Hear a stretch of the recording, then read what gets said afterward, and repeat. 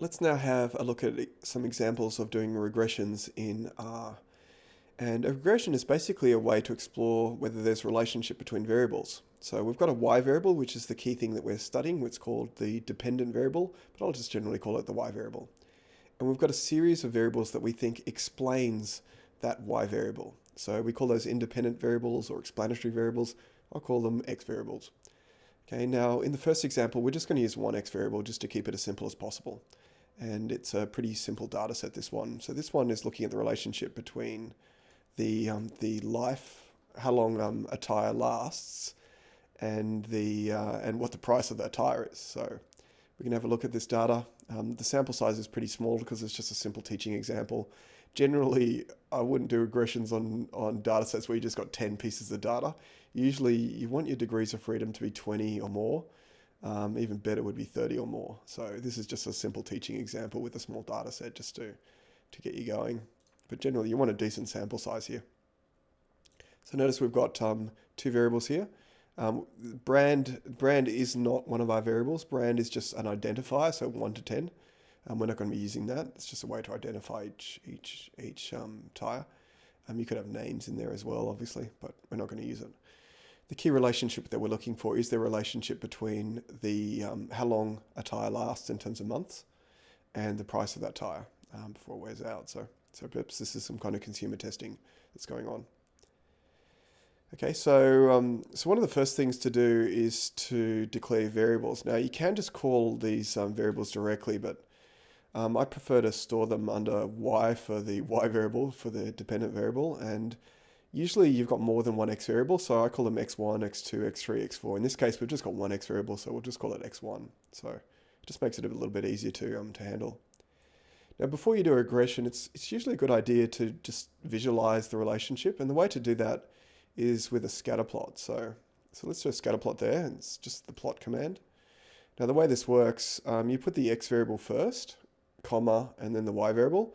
Now, because we call them x1 and y, that makes it a bit easier. You just go x1, comma, y, comma.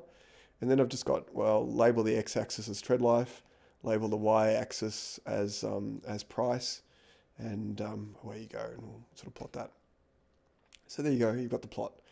So we see basically that there seems to be an upwards sloping relationship here, that as the tread life increases, so does the price of that tire. So basically quality, price. Seems to be a relationship between the two. No big surprise there. Let's try to measure what that relationship is. And the way to do that is to run a regression to try to find a line of best fit through there, a straight line of best fit through that. Now to do that in R, you use a linear, well, to do a regression, it's just called the LM command. It's creating a linear model. I'm basically trying to fit a straight line through the data.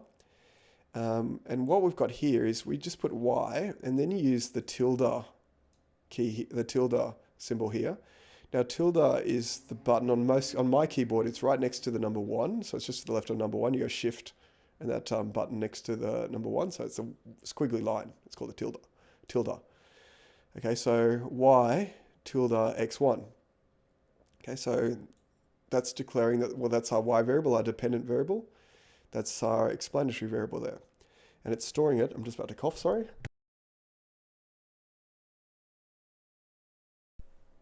It's storing it in an object called FM, which is our fitted model, but you can call that whatever you want. Okay, so let's run that. So it actually has run the regression. You can't see anything, but it actually has run it. And it's stored everything into that object called FM. So let's have a look to see what it actually found in terms of that relationship, in terms of the y-intercept and the slope of the line. To do that, you call up the summary statistics for that, so summary of FM. Okay, so for the key numbers here, we've got what the estimate of the y-intercept is, which is that it seems to cut the x-axis, that line of best fit, at a value of 99. The slope of the line is 1.7, which sort of way to interpret that is that for each extra month of tread life that we're getting out of this tire, you'd expect the price, which is the vertical axis, to increase by $1.78. Okay, so there are key ones. And the interpretation of the intercept there is, well, if the tread life of a tire was 0, that would be a pretty bad tire. But if the tread life was 0, we'd still expect to pay $99 for that. Now in this case, that's not particularly useful because we don't have any tyres with a tread life of 0. You wouldn't be able to sell a tyre with a tread life of 0. So that's just the point where the line is cutting that vertical axis. We've also got the standard errors and t-values, which we're not using a great deal. What we are using is the p-values. So what we've got here is some scientific notation. Because it's the numbers here so small for that p-value, it's 0.000000666 kind of thing, if I got the number of zeros correct. So that means, that's scientific notation here. That basically means move this decimal point 6 places to the left, is what that means there. So who cares what it is? I mean, it's below 1%, so there's very strong evidence here that we can reject the null hypothesis. And the null hypothesis here is that the true value is 0. And it's given 3 asterisks because it's under 1%. Okay, for the slope, is there any sort of significant index? Is there any evidence that we can reject the null hypothesis that the true slope is equal to 0? And 0 would mean no relationship there. Is there evidence we can reject that? Well, the p-value here is still sort of less than 1%. It's sort of 0.0036. So again, very strong evidence here that we can reject this null hypothesis. Okay, so very strong evidence there. So 0.36%. So that's what that's indicating. You can also have a look at the R squared. So R squared is a measure of the proportion of variability in our model, which is explained by these sort of collection of X variables. So 67.4% of the variation in price can be explained purely by the life of the tyre. So in other words, 32.6% is explained by other variables that we don't have here. The adjusted R squared is the same kind of concept as R squared, but it just adjusts for the number of X variables that you've got. Okay, and they're the sort of key numbers that we're using here. Okay, so the key numbers here to get out of these summary statistics are the y-intercept. Here, the slope, the y-intercept's 99. The slope of the line is 1.78. And the p-values for each of those, and the R squared and the adjusted R squared. They're the key numbers to get out of it. Now we've got our sort of our scatter plot here. You can actually plot, now that we've run the regression, you can plot a line of best fit through that based on that y-intercept and the slope. So to do that, it's the creating a line from A to B. So it's a line from A to B, and it's based on the on these numbers here from what we stored under the FM object. So sort of plot that in, so that does that line of best fit going through there. Now I said the y-intercept here is 99. The reason why it's not hitting here at 99 is that we've got a truncated axis here. It's sort of, this axis here sort of stops at about sort of 14, sort of a bit above 14 here. So they sort of truncated the axis here just to zoom in on where the data is automatically. So you can override that, but I sort of like it, the fact that it does do that zoom in, so I haven't sort of adjusted that here. So it looks as though it's hitting at 125 here, but that's not the case because this isn't along the horizontal axis. It's not 0 here. 0 is like way over here. And if you carry the line down, it'll cut at 99. Okay, so that's plotting that line of best fit, so you can sort of visualize that. That's what the regression's doing. Also, we can calculate our confidence intervals as well for the intercept and the slope. So this gives us an indication of the plausible range of values for what that might take on amongst, if you had the entire sort of population of all possible sort of tyres, not just the 10 that we've selected for this study. And you'd expect the y-intercept there to be, so the place that it cuts the vertical axis, to be anywhere from 76 to 121. And you'd expect the slope to be anywhere between 0.69 and 2.79. Okay, so of the two, the slope tends to be the most important one because it's a relationship between the tread life and the price. So what this is saying is that the range of plausible values for that true sort of relationship, not just in this sample, but across all brands, based on this one sample that we've taken, is that you expect as the tread life increases by 1 month, you'd expect the price increase to be anywhere between sort of 77 cents and $2.79 if we looked at all brands of tyres and did these measurements across all brands. Okay, just remember, just because we've collected a sample of 10 brands and we've done our measurement of that, that's the truth for just a sample. It's not necessarily the truth for the entire population of all brands in the market. So, but that's the relationship that we can hypothesize from the that we can infer. Sorry, from the data we've collected on this one sample. You can also, with a regression, you can also predict to say, well, if the tread life on a particular tire was 20 months, if the X value was equal to 21, what would you predict the Y variable to be? Now, if you just use high school maths, you can work that out yourself. You just go sort of, if you remember back to the formula for a line from high school, you just go, well, it's going to be 99 plus 20 times 1.7778, because it's just the formula for a line. So, but because we're lazy, let's get R to do that for us. So that's what that predict command does. Predict FM. Have I pressed enter? No, I haven't. I pressed enter in the wrong screen. So, okay. So here it's generated that that prediction for us, 134.556. But I think you find if you just did it on a calculator, you get pretty much the same number. And if you don't get exactly the same number to the same number of decimal points, it's just perhaps you've done some rounding. But that's basically all it's doing. It's just taking sort of the y-intercept, going so y-intercept plus x times the slope. So 20 times the slope, and that'll give you 134. Okay, so that predicts that if a tire sort of lasts 20 months, then you'd expect it to cost $134. And that's it for our first regression. So we'll just remove all of those variables, and we'll just clear the console, Control L to clear the console. I'll give you another example. I might sort of give you an example a bit further down here. Let's look at these parcel delivery times. So, okay, so let's load in the data. Get rid of that. Okay, we'll have a look at it. Okay, so we're looking at a whole lot of different cases that we've measured. We've got sample size of 30 here.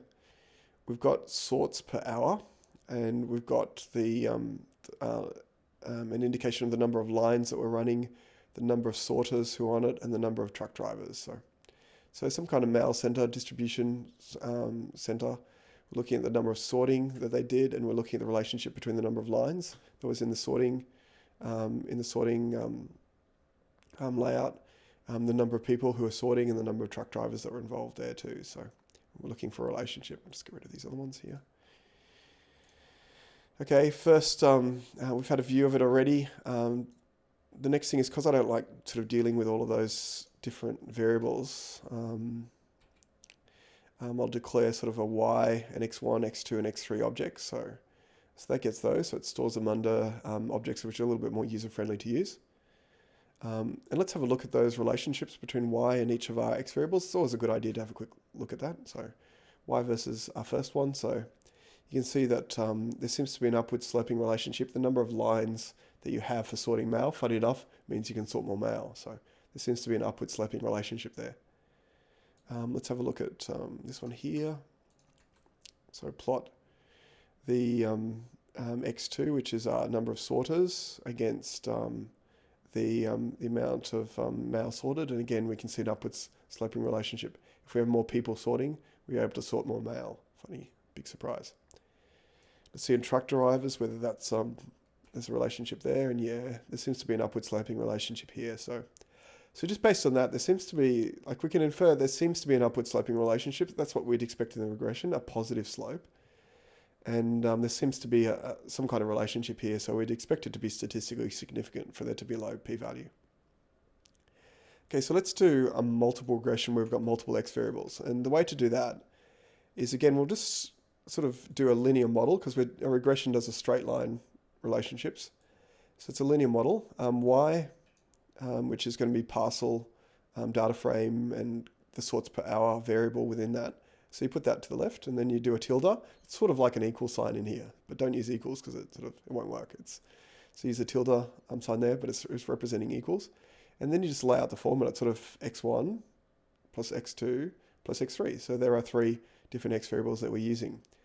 Okay, now there'll be a y-intercept in there as well, and obviously there's slopes before that, so it's not quite the formula for the model that we've got, but it's basically telling R that, well, a y variable, that's the dependent variable, and x1, x2, and x3, they're the independent variables. or the y variable and the x variables. And then it's storing them into the object we called FM, and you can call that whatever you like. FM stands for the fitted model. Okay, so let's run that. Now, you don't expect to see anything because that just actually runs the regression. I'll get rid of these examples here. That just actually runs the regression. So to have a look to see at the regression results, you need to call up the summary statistics for that object there. So summary FM. Okay, so here we've got sort of the multiple R squared. So 88.8% of the variability in our sorts per hour are explained by these three variables, which are the number of lines, the number of sorters, and the number of truck drivers. So that's a fair bit. I adjusted a sort of R squared is 87.5. And remember, that's the same kind of concept. It's still the sort of the proportion of variability in our y variable that's explained by the model. So our proportion of variability in sorts per hour, which is explained by the regression model, by these three variables. But it's just adjusted for there's penalties assigned to each additional x variable that you add into the model. It's the same kind of concept though. Okay, we've got our estimates for the y-intercept here and the slope of each of these variables there. So and the corresponding p-values. Now the thing to note here is the p-value for the y-intercept is actually high. It's above 10%. So there's no evidence here that the y-intercept is any different from 0. Okay, so what that means is that if we have 0 sorters, we've got 0 lines, 0 people sorting, and 0 truck drivers, we'd expect 0 sorts per hour, which is sort of consistent with common sense if you think about it. If there's no one doing any work, there will be no sorts per hour. But interestingly enough, none of our data is actually even close to that situation, so it won't always be the case. Sometimes you'll find it's off 0, even when that doesn't make any sense. And it's just because there are some other variables which can influence the sorts per hour that we don't have here, and that y-intercept can sometimes capture those other variables that we've omitted from the model that actually do appear to be relevant. So, but anyway, in this case, the y-intercept is there's no evidence. We've measured it as 739, but there's no evidence that it's significantly different from 0. But for each of those other variables, for the number of lines, the sorters, and the truck drivers, there's strong evidence here that there is a relationship here. This p-value is way below 0. It's 0.0000623. This one's between 1 and 5%. This one's below 1%. So, okay, so again, there's strong evidence here for all of them that there's a significant relationship. The null hypothesis in a regression is that the slope is 0, that there's no relationship there. So when the p-value is low, we can reject that null hypothesis and conclude that there is a relationship. It's either a positive or negative relationship. The slope is different from 0. It's either positive or negative. In this case, the slope is positive. For each extra line that we run on a particular day, we'd expect on average there'd be an extra 825 sorts per hour. For each extra person we put, each extra sorter, we'd expect 94 sorts per hour, which is sort of telling us how many sorts per hour on average each person is actually doing who's on the line. It seems to be 94.77 is the average based on this sample. If we add one more person, it'd be an extra 94.77 sorts per hour based on that additional person. And for each extra truck driver, the number of sorts per hour increases by basically 118 sorts per hour. Okay, so that's a regression there. Okay, we can also do confidence intervals for each of those. So I wish it'd do the confidence intervals here as well. That'd be nice, but it doesn't, so you have to call them separately. So we've got our confidence intervals here, so which gives us the upper and lower bounds of what we'd expect, that population, and what would be true across all possible cases, not just the sample that we've selected. And we can also predict, we can basically say, well, what if we had 5 lines and 35 people in sorting, and we had 18 truck drivers? What would you expect the sorts per hour to be? That's sort of the predict. We can sort of pop that in. And the prediction would be that there'd be 10,308 sorts per hour. Okay, and so that's an example of a multiple regression. Okay, now if you do a dummy variable regression and you've got dummy variables in there, sometimes what I do is rather than call it X, sometimes I call it D1 rather than X1, just to sort of indicate to myself that, hey, this is a special X variable, it's a dummy variable. A dummy variable is just one where the value is either 0 or 1. because we're looking at categories. But otherwise, with a dummy variable, you just run it just like an ordinary regression. You just treat it like any other X variable. When you're running your regression, you just sort of pop it in there as one of the variables there under the formula here. So if we had a dummy variable here, I'd just sort of go plus D1 perhaps, or call it D4 maybe, or whatever you want. But you just treat it like an ordinary variable in there and just load it in. Okay, so there's some examples of doing regressions in R. I hope that's helpful.